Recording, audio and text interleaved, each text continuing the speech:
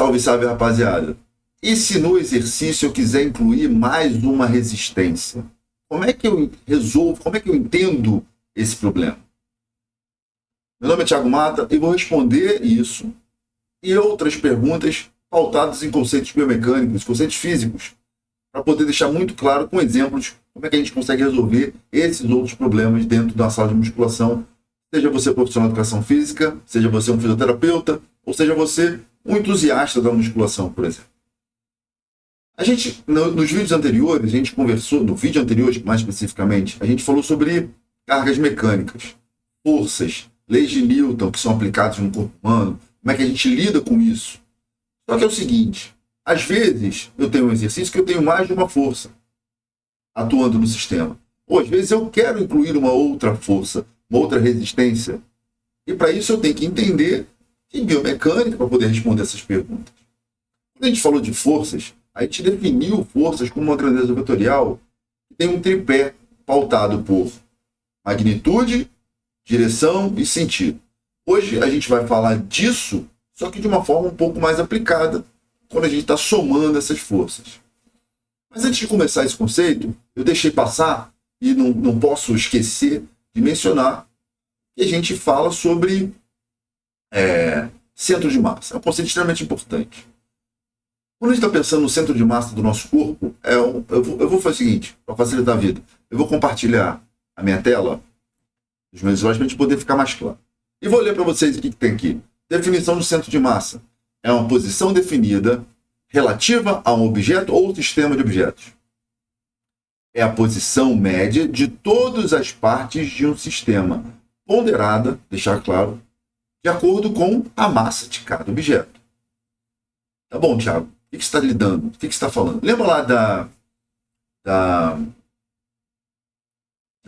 do seu ensino fundamental, ensino médio, da graduação, onde o professor dava uma prova que tinha peso 2 e tinha um teste que tinha peso 1.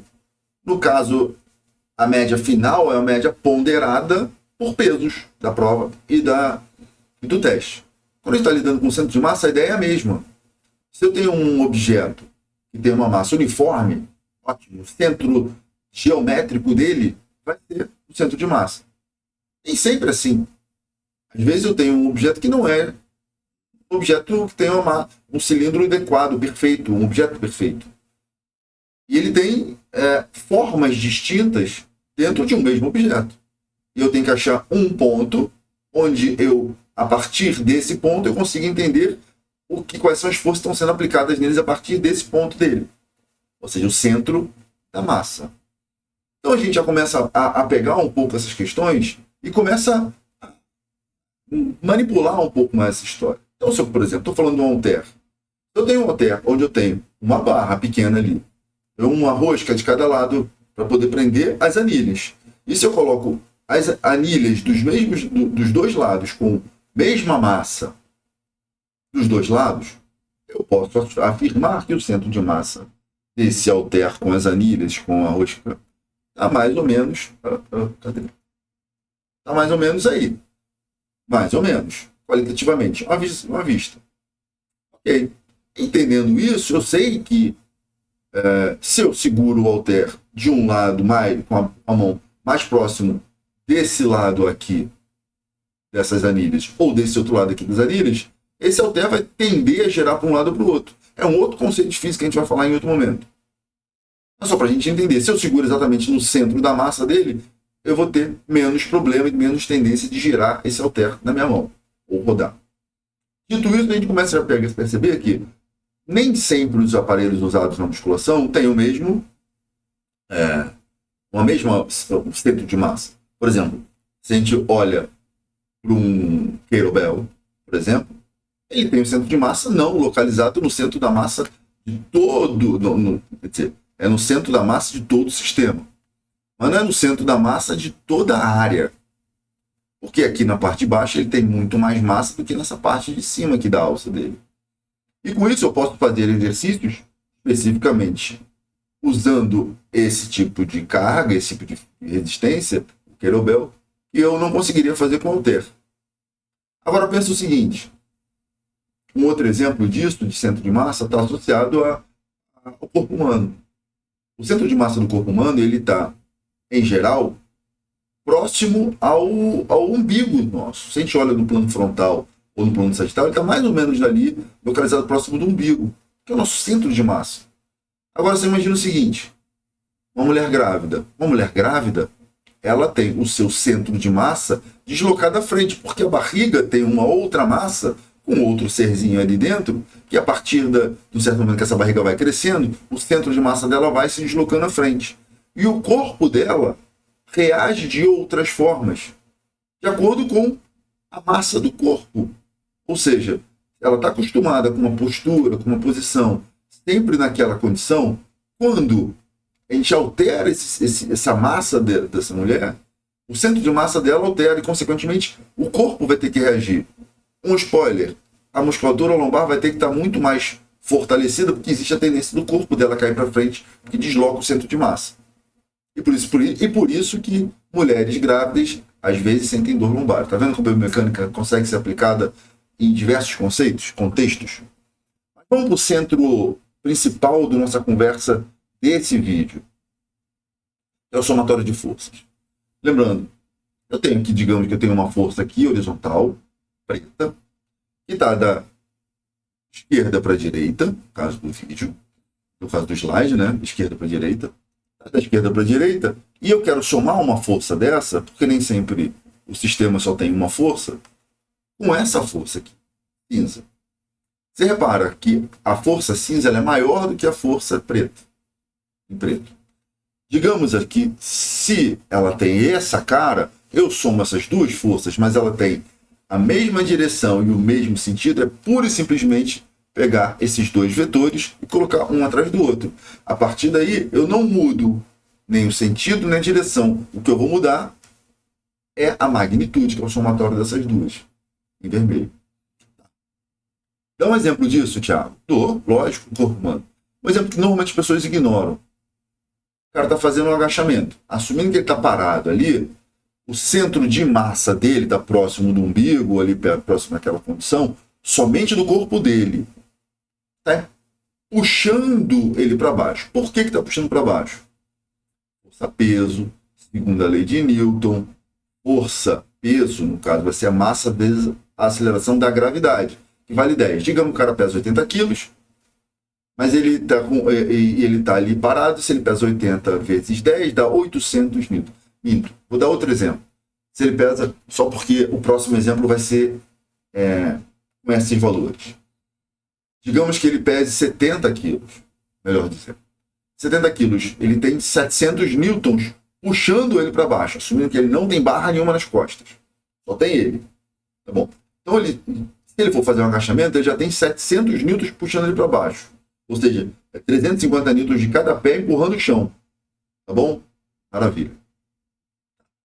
Aí acrescentou-se uma carga, uma outra carga mecânica, uma barra nas costas dele. Assumindo que essa barra aqui tem 20 quilos, só a barra teria 20 quilos, ou seja, 200 newtons a mais. Então somaria os 700 newtons dele mais os 200 newtons da barra. Mas eu botei, além de 20 quilos, eu botei mais 20 quilos da barra, eu coloquei mais 15 quilos de cada lado. Então tenho 30, 20, 50. Então tenho 500 newtons do sistema barra, anilhas, empurrando o corpo dele e somando ao corpo dele para empurrar o chão. Ou seja, se eu tenho 500 newtons dele, mais 500 newtons da barra, mais anilhas, mais 700 newtons dele, eu tenho 1.200 newtons. Ou seja, eu tenho 600 newtons empurrando o chão. Tá vendo como um indivíduo muito mais pesado faz muito mais força para agachar, ou seja, está com muito mais carga para agachar do que o indivíduo mais leve? Consequentemente, a gente pode associar essas questões aí e começar a repensar na ideia de quanto de carga está sendo usada. E outra, a barra pesa, tá? E no caso dele pesa 20 newtons, 200 newtons, ou seja, tem uma massa de 20 quilos. Tá bom. Agora vamos mudar. Então a ideia tem mesmas direções, mesmos sentidos e magnitudes diferentes essas forças. Agora vamos pensar o seguinte. Eu peguei aquela força e girei para o outro lado. Vou somar com uma força que está para o outro lado. O que é isso? Então, eu vou ter um sentido, dois sentidos diferentes, e mesma direção e diferentes magnitudes. Para eu somar essas duas, eu pego os dois vetores, coloco um e o outro na mesma condição, e eu vou achar que o valor, o vetor em vermelho, vai ser o valor da soma dos dois, porque eu estou pegando um mais, matematicamente mais, entre parênteses, menos o outro, porque tem sentido, eu mudo a referência. Então, a resultante dessas forças vai estar aí. Vou ter uma força para um lado, uma força para o outro. Qual que ganha? Ganha a força que tiver maior magnitude. Então, cabo de guerra é um exemplo clássico disso. Uma força da mão da frente dele puxando para trás, força da mão da frente dela puxando para trás. Se essas forças tiverem magnitude igual, valor igual, ela vai ficar parada ali. Se no caso dela, se ela estiver fazendo mais força, aplicando mais força, a resultante das forças vai deslocar para cima dela. Consequentemente, ela vai ganhar o cabo de guerra. Mais ou menos isso. A gente já vê isso intuitivamente, mas na prática, na teoria, a gente está correndo atrás ainda. Então é o seguinte, a ideia vai que elas têm mesmas direções, sentidos diferentes e magnitudes diferentes. Só que, mais uma vez, nem sempre são flores, a gente tem que entender que eu tenho que somar forças que não estão na mesma direção. Por mais que ela tenha a mesma magnitude, ela pode não estar na mesma direção, que é o cenário mais comum que a gente enxerga. Onde eu vou ter aqui uma força horizontal, em preto, e eu vou somar com uma força vertical, em cinza. Quando eu somo as duas, eu vou ter uma resultante. Na verdade, eu vou juntar aqui a vetor cinza, vertical, no final da força horizontal. E eu vou juntar nos dois, eu ligo o início da primeira força com o final da segunda força, onde eu vou ter o vetor resultante dessas duas forças. Então, eu estou somando uma força horizontal com uma força vertical, e a partir daí eu vou ter o vetor vermelho como a resultante dessas forças. Só que eu posso fazer o caminho contrário. Eu posso ter uma força vermelha e posso encontrar uma componente vertical e uma componente horizontal dessa força. E a gente chama isso de decomposição vetorial, onde eu tenho uma força aqui, que eu vou chamar de força resultante, ou a força pura, e eu tenho composições, ou seja, posso separar de uma força vertical, que eu vou chamar de força em Y, e de uma força em X, que pura e simplesmente eu vou traçar a regra do paralelogramo para poder fazer essa continha. Bom, qualitativamente, a gente já enxerga que o tamanho desse vetor vertical é menor do que o vetor diagonal, e que o vetor horizontal em X também é menor do que o vetor vermelho na diagonal. A gente pode calcular isso pautado ou sabendo pelo menos algum ângulo e o vetor dessa força. A gente entra lá na trigonometria para poder fazer essa conta. Não vem ao caso hoje a gente dar gastar esse conteúdo, porque é mais um momento introdutório. Em outra questão, em outra posição, em outro vídeo eu posso fazer.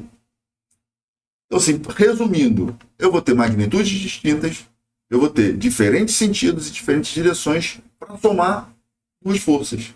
Eu poderia pegar essas forças em Y e força em X e somar, dando essa resultante. Eu posso fazer o caminho contrário e dar resultante para as forças em Y e X, decompondo essas forças, tá bom? Tá bom, Thiago, mas dá um exemplo disso no corpo humano. Do supino inclinado.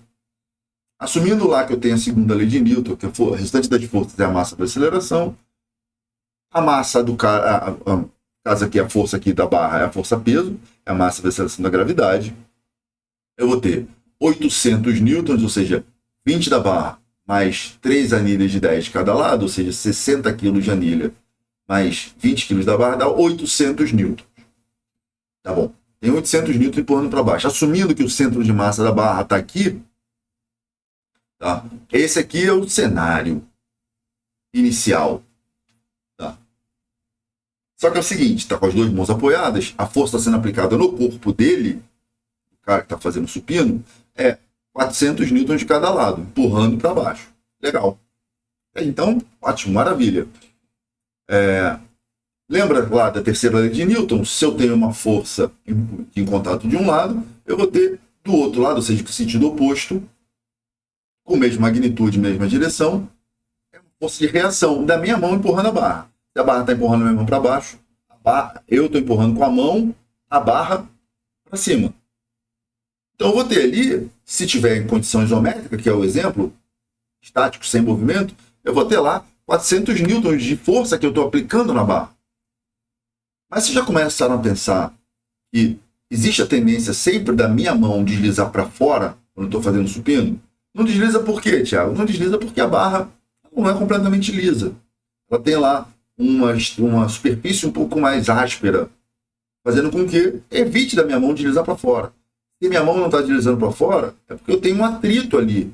Se eu tenho um atrito, eu tenho uma força que a gente chama de força de cisalhamento. Lembra lá do vídeo anterior sobre esse assunto? Minha mão tende a deslizar para fora, não desliza por causa dessa força. Opa, se minha mão está empurrando a barra para fora, do lado, a barra também está empurrando a minha mão para dentro. Então eu tenho essa outra força aqui sendo apresentada desses dois lados. Nesse cenário, eu vou ter uma resultante das forças que a barra vai estar fazendo na minha mão, que é mais ou menos essa força em branco aqui, esse vetor em branco aqui. Esse vetor em branco aqui é a força. E essa força aqui já muda um pouco o sentido, a direção e sentido das forças que vão estar empurrando a minha mão. Com isso, complica demais e muda demais a forma de eu entender o exercício pelas forças que estão sendo aplicadas nele. Porque é o seguinte, eu tenho uma pergunta para deixar para vocês. E o que essas forças causam no corpo? Esse ponto é extremamente agradável da gente poder argumentar, porque se eu tenho forças que vão estar sendo geradas no meu corpo, o meu corpo tende a reagir. Mas o que essas forças vão causar no corpo? Então, sim, deixa aqui no comentário o que você acha que vai acontecer com essas forças atuando no corpo. E o que o meu corpo pode sofrer com isso. E aí, dependendo dos comentários, a gente pode fazer outros vídeos sobre esse tema. E se quiser outras ideias sobre outros exercícios, também escreve aqui. Gente, não deixe de se inscrever no canal e dar o like e encaminhar para os seus amigos que vocês acham que podem ser interessantes. Tá legal? A gente se vê no próximo vídeo. Forte abraço. Até lá.